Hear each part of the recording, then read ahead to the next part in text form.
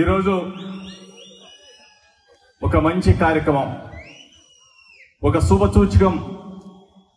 Nuzvid నడిబొడ్డులు bus stand సెంటర్లో మన జాతి ముద్దుబిడ్డ, జాతీయ నాయకుడు, ఆదర్శవంతుడు, స్వతంత్ర సమర యోధుడు, బ్రిటిష్ వాళ్ళని గడగడలాంఛితులు గౌడ ముద్దుబిడ్డ దమ్మెంటో చూపించిన సర్దార్ గౌతు లచ్చన్న గారి కాంస్య విగ్రహాన్ని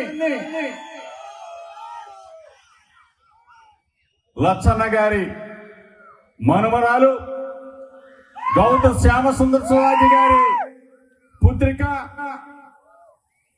శిరీషమ్మ చేతుల మీదుగా బ్రహ్మాండంగా ఆవిష్కరించుకున్నాం. అంగరంగ వైభవంగా తుక్కులూరు నుంచి బ్రహ్మాండమైన ఊరేగింపులో పాల్గొన్న ప్రతి ఒక్కరికి కూడా మనస్ఫూర్తిగా నమస్కారాలు తెలుపుకుంటూ, ఈ కష్టం లచ్చన్న గారు ఎక్కడ పుట్టాడు? శ్రీకాకుళం జిల్లా బారువాలో పుట్టాడు.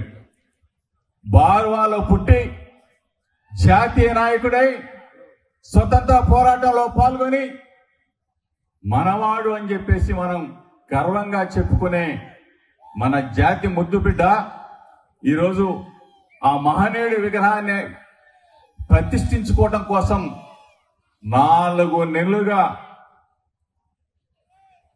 తిరగని గడప తిరగకుండా చెప్పులు అరిగేలా తిరిగి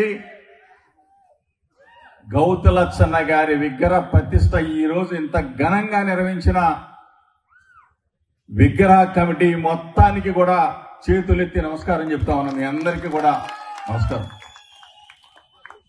ఈరోజు శిరీషమ్మతో పాటు మనందరికీ ఆదర్శ నేత, మన నేత లచ్చన్న గారి తర్వాత కెఈ కృష్ణమూర్తి గారి తర్వాత ఈరోజు మనం అందరం కూడా గర్వంగా చెప్పుకొని మన కొనకళ్ళ నారాయణన్న 2 సార్లు పార్లమెంట్ సభ్యుడిగా, అందరి వాడిగా, పార్టీలకు అతీతంగా నేనున్నాను అంటూ గడప తడితే చాలు ఏ పైనైనా చేసి పెట్టిన నారాయణన్న ఈరోజు మరొక ముఖ్య అతిథి.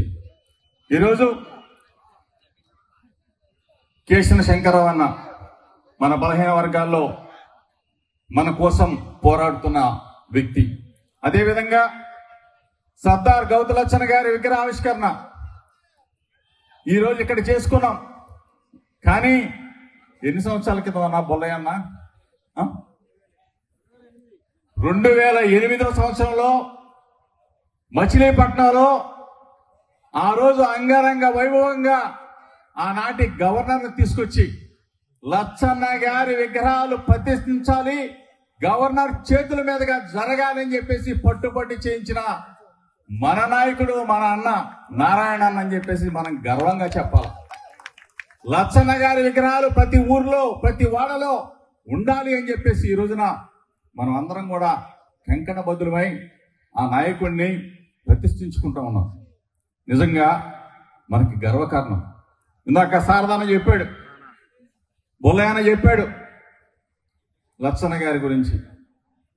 కర్నూలు రాజధానిగా మన వర్గాల కోసం పోరాడి ఒకే ఒక్క ఓటుతో ఆనాటి ముఖ్యమంత్రి పీఠాన్నే కదిలించిన ఏకైక వ్యక్తి సర్దార్ గౌతు లచ్చన్న గారు అని చెప్పేసి మనం తలుచుకుంటే దేన్నైనా కూల్చేయగలం అని చెప్పేసి చెప్పిన మహనీయుడు.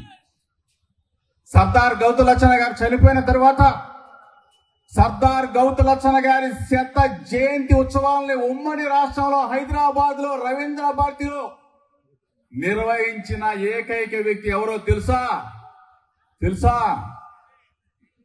స్వర్గీయ డాక్టర్ వైఎస్ రాజశేఖర రెడ్డి గారు అని చెప్పేసి మనం గుర్తుపెట్టుకోవాలి. లచ్చన్న గారిని గుర్తుపెట్టుకొని లచ్చన్న గారు ఏ పార్టీలో ఉన్నాడని చూడలా, లచ్చన్న గారు జాతీయ నాయకుడని గుర్తించిన ఏకైక ముఖ్యమంత్రి ఆనాటి ముఖ్యమంత్రి వైఎస్ రాజశేఖర రెడ్డి గారు అని చెప్పేసి మనం చెప్పుకోవాలి. 100వ జయంతి ఉత్సవాలని హైదరాబాద్ లో రవీంద్ర భారతి నడిబొడ్డును జరిపిన మహనీయుడు.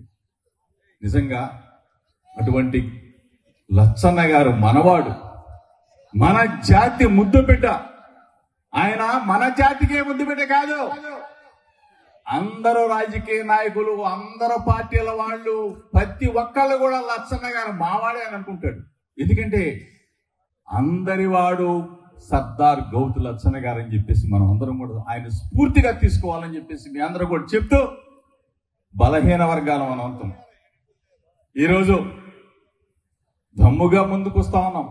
ఈ పరిస్థితుల్లో నేను ఒక పార్టీ నాయకుడిగా ఉన్నా సరే నేను ఒకందరికి కూడా ఒకటే చెప్తా, బలహీన వర్గాల ప్రజలు, బలహీన వర్గాలకు చెందిన మన వ్యక్తులు లేదా మన కులస్తులు ఎప్పుడైనా ఎక్కడైనా ఏ ఎన్నికల్లో అయినా కానీ నిలబడితే చేయి అందించను కానీ వెనక నుంచి మాత్రం వెన్నుపోటు పొడవద్దు. ఏ పార్టీలో ఉన్న వ్యక్తిని గెలిపించాల్సిందే అని చెప్పేసి మీ అందరికీ కూడా మనవి చేస్తా ఉన్నాం. ఎందుకంటే చాలా మంది మన పేపర్లో రాసుకుంటారు. అయినా సరే నేను చిన్నప్పటి నుంచి కూడా నా వాదం బీసీ వాదం, మనం గర్జించేది కూడా ఇదే. బీసీలు కానీ, ఎస్సీలు కానీ, ఎస్టీలు కానీ, మైనార్టీలు కానీ వాళ్ళకి చెయ్యినందించి వాళ్ళకి ముందుకు తీసుకెళ్లాలి. మన బీసీ వ్యక్తులు, మన కుల వ్యక్తులు ఎవరైనా కానీ ఎక్కడైనా నిలబడితే తప్పనిసరిగా చెయ్యినందించండి, గెలిపించండి. ఆ సీట్లో కూర్చొని పెట్టాల్సిన బాధ్యత కూడా ఇదే మనకి సర్దార్ గౌతు లచ్చన్న గారు నేర్పిన పాఠం అని చెప్పేసి మీ అందరూ కూడా తెలుసుకోవాలా. మరిన్ని వీడియోస్ కోసం ఛానల్ ని సబ్స్క్రైబ్ చేయండి. లేటెస్ట్ అప్డేట్స్ కోసం వాట్సాప్ ఛానల్ ని ఫాలో అవ్వండి. ఆ లింక్ డిస్క్రిప్షన్ లో ఉంది.